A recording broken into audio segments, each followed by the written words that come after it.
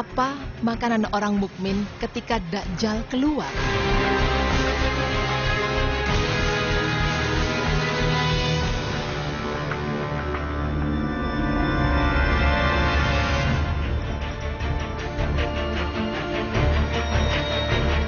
Pemirsa, akan tiba saatnya Dajjal keluar dari tempat persembunyiannya dan menyebarkan fitnah di mana-mana. Ya, Dajjal yang selama ini sering disebut-sebut sebagai salah satu tanda dari kiamat besar, memang membuahkan tanda tanya besar di kepala kita. Apakah dia sudah keluar atau belum? Lagi-lagi jika berbicara kapan Dajjal keluar, tentu tidak ada yang tahu pasti. Tapi sebagai umat muslim kita wajib untuk mengimaninya, karena Rasulullah telah bersabda, "Maka saya akan keluar dan mengembara di bumi, dan tiada satupun tempat kecuali saya masuki selama 40 malam kecuali Mekah dan Taibah atau Madinah, karena kedua kota itu diharamkan bagi saya untuk memasukinya. Apabila saya hendak memasuki salah satu dari kedua kota tersebut, saya dihadapi oleh malaikat yang menghunus pedang untuk menghardik saya, dan pada tiap-tiap lorongnya ada malaikat yang menjaganya." Hadis riwayat Muslim. Tersirat sangat jelas dari hadis tersebut bahwa Dajjal memang akan keluar dan mengembara di bumi. Tapi, pernahkah terfikir di benak Anda, seperti apakah kehidupan kita kalau Dajjal sudah keluar? Sesosok manusia yang matanya buta satu ini memang menyimpan banyak misteri. Seakan kiamat itu identik dengan dirinya. Bahkan ada yang mengatakan kalau Dajjal sudah keluar saat ini, wallahu a'lam bishawab. Namun yang pasti ketika Dajjal keluar, maka seluruh kehidupan di muka bumi akan terombang-ambing dengan fitnahnya. Adapun salah satu hadis dari Al-Qadi Iyad rahimahullahu yang mengatakan bahwa Allah Subhanahu wa taala memberikan Dajjal kemampuan untuk menghidupkan orang mati yang ia bunuh. Dajjal pun membawa sungai, surga dan neraka. Lalu selain itu ia pun dapat memerintahkan langit untuk hujan, dapat memerintahkan bumi untuk menumbuhkan tanaman-tanaman. Akan tetapi itu semua terjadi tetap dengan kehendak Allah Subhanahu wa taala.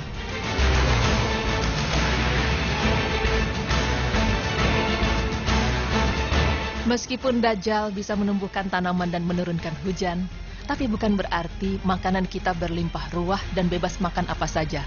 Justru ada hadis dari Syekh Al-Albani yang mengatakan bahwa sesungguhnya 3 tahun sebelum kemunculan Ad-Dajjal, di tahun pertama langit menahan sepertiga air hujannya, bumi menahan sepertiga hasil tumbuhannya, dan di tahun kedua langit menahan 2/3 air hujannya, dan bumi juga menahan 2/3 hasil tanamannya. Dan di tahun ketiga langit menahan seluruh yang ada padanya, dan begitu pula bumi, sehingga binasalah setiap yang memiliki gigi, pemamah dan kuku. Pemirsa, tersirat dari hadis tersebut, bagi yang memiliki gigi pemamah dan kuku, maka akan binasa. Di mana dapat diartikan setiap hewan yang memberikan protein utama bagi manusia akan punah. Contohnya seperti kambing, domba, sapi, kerbau, dan onta. Lantas jika sumber protein utama kita punah, apa yang kita makan?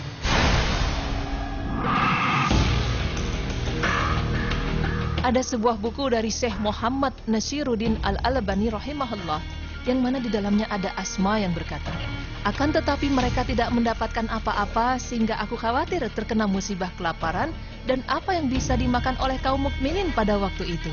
Kemudian Rasulullah SAW bersabda, "Allah mencukupkan kepada mereka dengan makanan yang diberikan kepada penduduk langit atau malaikat." Hadis riwayat Ahmad 26.298. Tapi, terpikirkah Anda bahwa malaikat tidak makan dan tidak minum? Lalu bagaimana orang mukmin untuk menyambung hidupnya? Ternyata Islam pun sudah menyiapkan jawabannya. Para penghuni langit atau malaikat terbiasa setiap hari dengan melantunkan tasbih dan takdis. Maka dari itu Rasulullah SAW menjelaskan bahwa makanan kaum mukmin di masa itu ialah berupa makanan yang sama dengan penghuni langit, berupa tasbih dan takdis. Dari penjelasan tersebut, tersingkap bahwa betapa pentingnya peran zikir dalam hidup kita. Bahkan jika dilakukan dengan baik dan benar, maka itu dapat menggantikan fungsi makanan khususnya protein yang pada masa itu menjadi barang langka. Namun, ada baiknya kita melindungi diri dari fitnah Dajjal. Bagaimanakah cara kita agar terhindar dari fitnah darinya?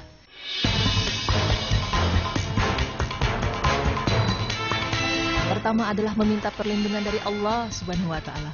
Sesungguhnya banyak cara bagaimana kita meminta perlindungan, bisa dengan doa ataupun sholat. Namun cara yang lebih baik yaitu memperbanyak meminta perlindungan setelah tasyahud akhir, seperti hadis berikut. Jika salah seorang kalian selesai dari tasyahud akhir, mintalah perlindungan dari 4 perkara. Ya Allah, aku berlindung kepadamu dari azab jahannam, dari azab kubur, dari fitnah waktu hidup dan waktu mati, dan dari kejahatan fitnah Dajjal. Hadis riwayat Al-Bukhari dan Muslim. Cara lain untuk menghindari diri dari fitnah Dajjal adalah menghafal seluruh ayat pertama dari surat Al-Kahfi, baik dari awal ataupun akhir dari surat tersebut. Karena menurut Imam Nawawi, ayat-ayat yang terdapat di awal atau akhir dari surat Al-Kahfi ini berisi tentang keajaiban-keajaiban dan tanda-tanda kebesaran Allah Subhanahu wa Ta'ala. Adapun hadisnya, barang siapa menghafal 10 ayat pertama dari surat Al-Kahfi akan terjaga dari fitnah Dajjal. Hadis riwayat Muslim.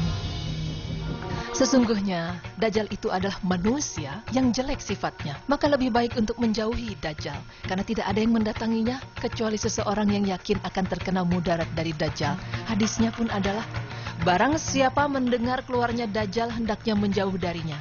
Demi Allah, sungguh ada seorang yang mendatanginya merasa dirinya beriman, tapi kemudian mengikuti Dajjal dikarenakan syubhat-syubhat yang dilontarkan Dajjal. Hadis riwayat Ahmad. Selanjutnya adalah tinggal di Mekah dan Madinah. Cara ini merupakan cara yang lebih baik dan pasti akan terhindar dari fitnah Dajjal. Karena Dajjal tidak akan mampu untuk memasuki kedua wilayah tersebut. Dan hadisnya yaitu, tidak ada satu negeri pun kecuali akan dimasuki Dajjal, kecuali Mekah dan Madinah. Dan tidak mendapati celah atau jalan masuk kecuali padanya ada malaikat yang berbaris menjaganya. Hadis riwayat Al-Bukhari dan Muslim dari Anas bin Malik radhiyallahu anhu.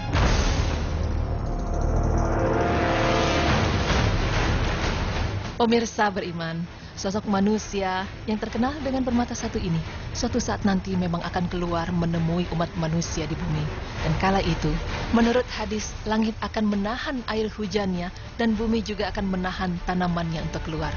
Tapi, bagi umat muslim yang beriman, mereka tidak akan merasa kelaparan dan kehausan, karena makanan mereka akan diganti seperti makanan para penghuni langit, yaitu tasbih dan takdis. Sungguh, betapa pentingnya zikir bagi kehidupan kita. Sebagaimana Allah Subhanahu wa Ta'ala berfirman yang artinya, hai orang-orang yang beriman, berzikirlah dengan menyebut nama Allah, zikir yang sebanyak-banyaknya, dan bertasbihlah kepadanya di waktu pagi dan petang.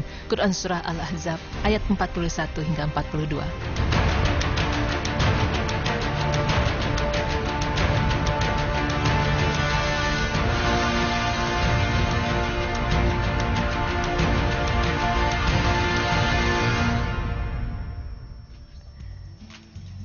Assalamualaikum warahmatullahi wabarakatuh. Alhamdulillah pemirsa, gimana puasanya hari ini? Insya Allah semua diterima.